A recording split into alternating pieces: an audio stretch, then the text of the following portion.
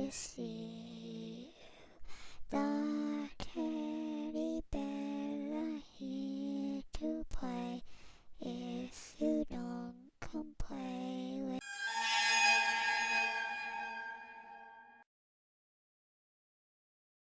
Welcome to Frightened Female.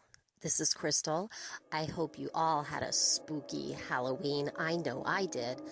Before I get to today's true scary stories, I have to tell you about a little social experiment that I conducted. Since where I live, we get no trick-or-treaters. No one even decorates. It's rather sad, actually. Everyone pretty much just leaves the complex to go to the richer neighborhoods like most do. I looked over at my husband a few days before Halloween and I said, "Do you dare me to go trick-or-treating? Think about it. If I wore your full-faced mask and long sleeves, long pants, they wouldn't be able to tell the difference between me and, let's say, a 12, 13-year-old teenager. Now, bear in mind, I'm in my 30s, but I'm not super tall. To make myself appear younger, I added the touch of glow sticks to my costume. As you can see here, this is me before we started hitting the houses. And I even got one of those little kitty pumpkin candy buckets, and it worked. I did not have one person say, "Aren't you a little too old to be trick-or-treating?" I even got compliments on my mask. I made a few kids scream, and my husband was cracking up so hard. I was leaving one person's driveway, and he was hunched over laughing on the sidewalk as I approached him, and I said, "What's so funny?" And he said it was absolutely hilarious watching me go up the walkway, surrounded by little kids dressed up as princesses and butterflies, and they barely stood taller than my kneecaps. I was like towering over them. And he said he lost it at that point. It was just priceless. We covered a lot of houses on foot, and we had a blast. Made out with some tasty treats, as you see here, that we've been snacking on. So all in all, it was an awesome night. I hope you guys had a good holiday too. This first true scary story submitted to me by Lucy. Thank you so much, Lucy, for your entry. It reminds us all that haunting legends exist everywhere, and not just on land, but in the depths of the deepest, darkest waters, in places both near to us and those places far, far away. Without further ado, let's begin. I live in India, in the state of West Bengal. Here, there are many haunted places, and I am super crazy about learning the scary stories and folklore from the many people that live here. My village is a beautiful place, but one legend, in particular, has left me frightened to death. So one day, I was with my sister-in-law, and she brought up the river that was by my uncle's house. I used to climb on his roof and stare out at the water every time I visited, and I never hesitated to go swimming. I used to have so much fun playing until she told me that there was a very dark side about this river. "Have you ever heard of the legend of the Jokaburi?" she asked. I shook my head and said, "No, what's that?" The name Jokaburi was given by the villagers to a murderous creature that lives in one particular area of the river, deep below the dark water. So I laughed a little. It's just a big fish? Come on, how scary could that be? Well, what she told me next gave me goosebumps all over. Every year, according to the villagers, the Jokaburi water demon must take one human life. Some people think nothing of it and jump in the river to bathe or swim. But if one crosses over the creature's domain, Jokaburi will grab you by the feet and suck you deep under, drowning you to your death. After a few minutes pass, the villagers recover a floating dead body. And the frightening part is that their eyes will be completely missing, and all the blood has been sucked right out of them, leaving them a pure white corpse. I was so spooked because here I'd been swimming in the river for years and never knew about this. She went on to say that her dad and his father saw the beast with their own eyes one almost fatal night. So they were fishermen, and everyone knows that here, if you worked as a fisherman in the village, your shift began after midnight. They were floating out to a new area of the river in hopes to catch more fish, and they dropped their net in the water. Another nearby fisherman shouted over to them, "Hey, you're in Jokaburi territory. You'd better get out of there." "What?" they said, trying to make out what the fisherman was trying to tell them. But it was too late. They had already set their large net, right as the water around them began to rumble. The currents were getting more intense, violently throwing their boat from side to side, almost capsizing it. And if either of them fell into Jokaburi's evil water, they would be finished. They tried to escape the monstrous waves, but the creature was not going to let them flee until it had its prey. It emerged from the deep, and the two fishermen were horrified. They saw the gigantic monster. It was solid black, and it was humongous, with piercing red eyes and fangs a foot long. They screamed at the beast, and thankfully, one of the now bigger waves was able to knock their boat in the opposite direction. They saw the demon creature submerge back into the water, and that was followed by an extremely violent tug on their net. Had the creature got tangled up in it? That didn't matter at this moment of life and death. They quickly detached the net from their boat and rushed the hell out of there until they reached the land, and then they ran for their lives. They were the first to ever witness the Jokaburi and live to tell about it. And grown men don't lie. They were so scared for so long that they refused to even go near the haunted water. I was scared with this whole legend, and it holds truth because the villagers have gone as far as to put up a barrier aside the riverbed. For the recent few years, the human deaths have subsided, thankfully, but that hasn't stopped Jokaburi from killing animals. They are found quite often, floating and violated, and it still keeps everyone in a constant state of fear.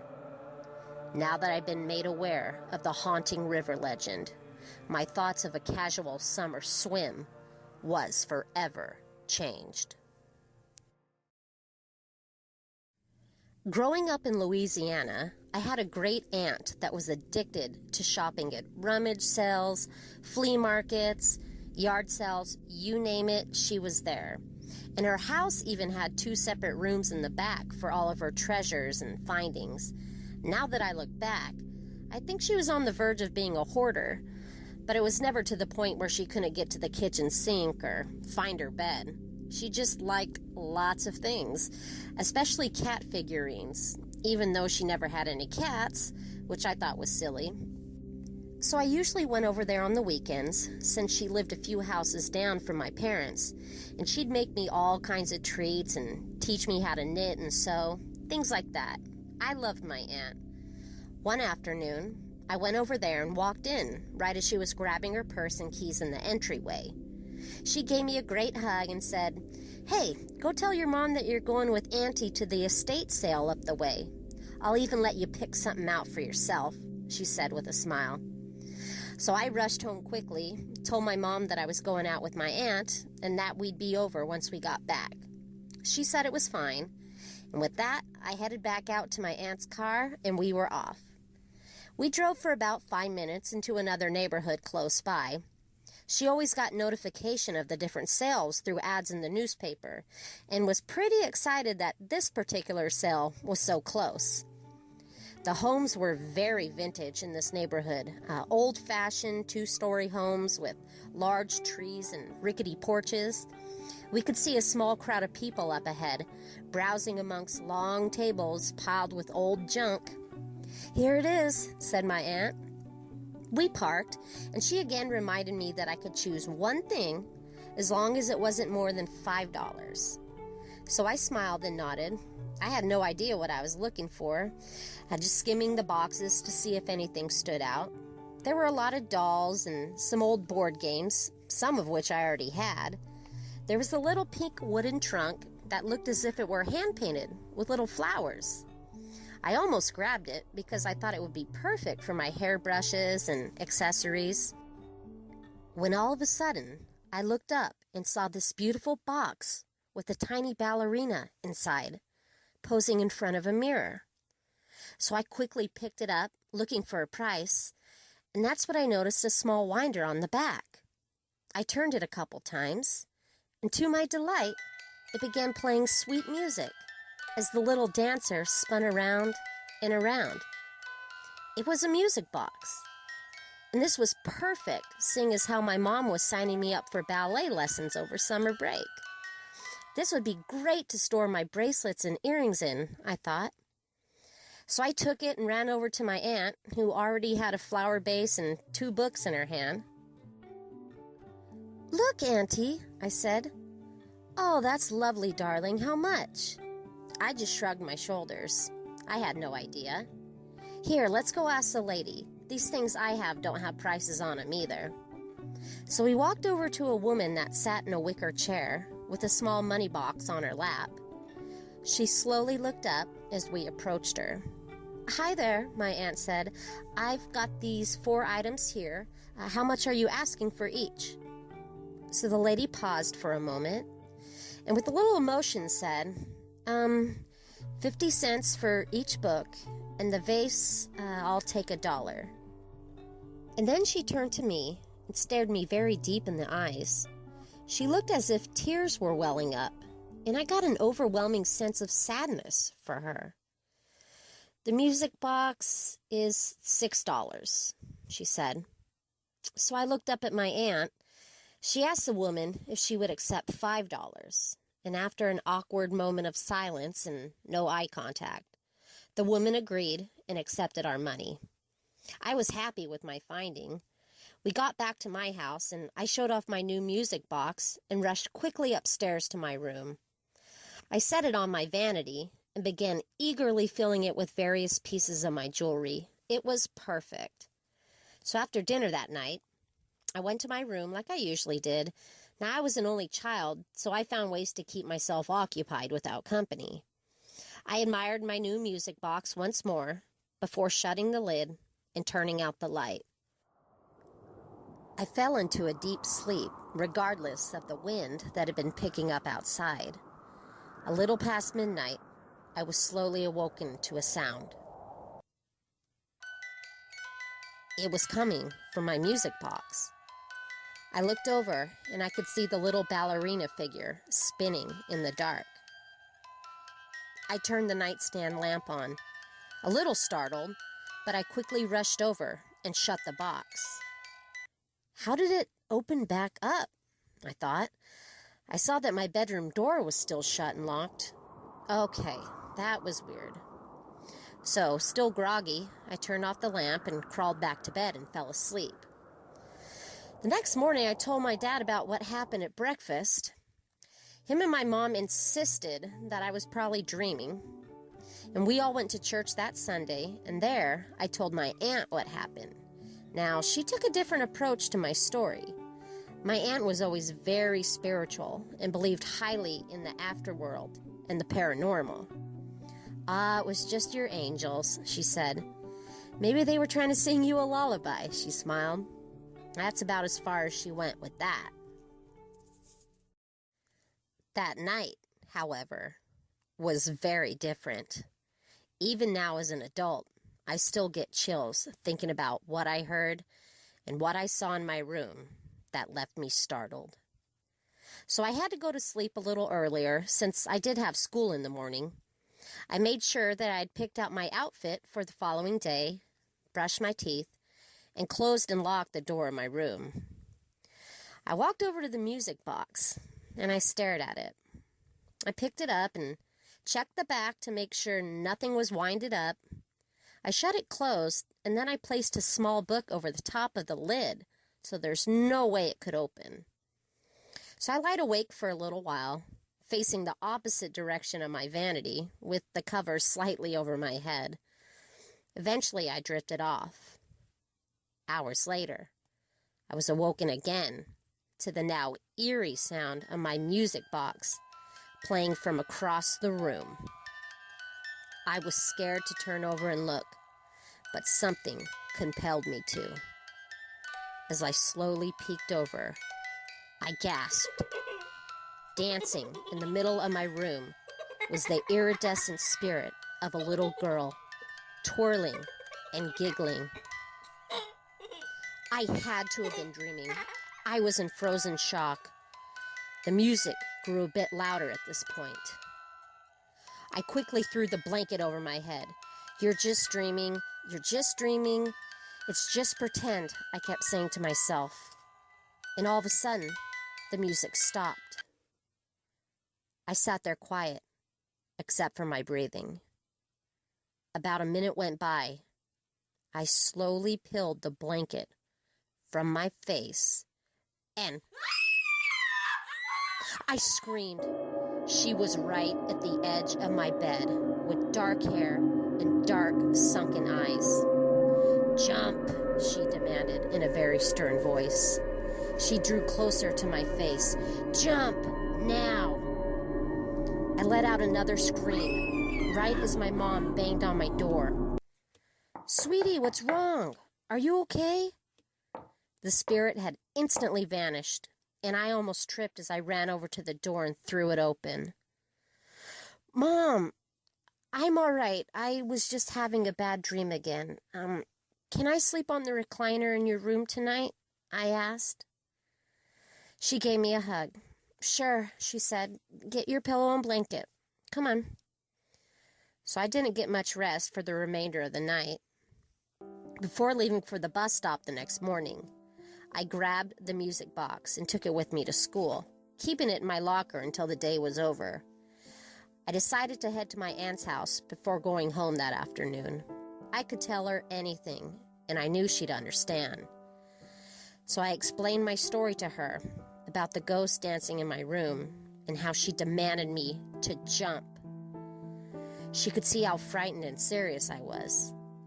"Auntie, I don't want this music box anymore. I mean, I loved the gift.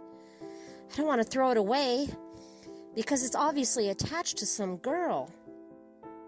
So there was a moment of silence when my aunt finally said, "I know exactly what we're going to do. Let's just take it back to where we bought it from. Come on, I don't even need the money back." So she called my mom up and said that I was going to help her with some groceries. We hopped in the car and drove back to the site of the estate sale. We rang the doorbell, and moments later, the same woman that had sold us the box came to the door. "Hi, ma'am. Sorry to disturb, but we need to give this box back."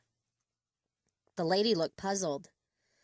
My aunt and I explained the entire story, that the box was playing on its own, and that I had seen an apparition that told me to jump.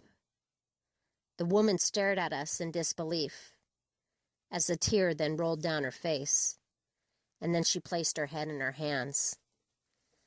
Once she composed herself, she looked up and said, "That box belonged to my late daughter. One night, almost 10 years ago, in the wee hours in the morning, I heard that music box playing from down our hallway. I thought it was strange that she would be awake, so I got up, walked over to her room. The door was wide open. I went in, and she was nowhere to be found. That's when I looked over and saw that her window was hanging wide open. Her curtains were swaying in the wind. So I rushed over and leaned outside, only to see her body lying 2 stories below, face down on the concrete. Either she had jumped or something made her do it." The woman bursted out crying more, shaking her head. "My biggest regret," she said, "was not listening to her when she told me that there was a little girl dancing in her room that was trying to tell her to jump.